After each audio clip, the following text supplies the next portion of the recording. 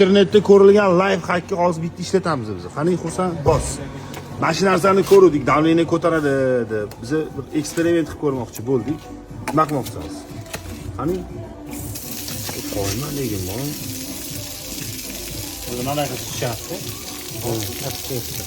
Ancha kuchaytirdi. Hozir tugagandan keyin nima bo'ladi? Tugamaydi, mana shu davlat topadi. Mashina o'tiradi. Mana sizlarga.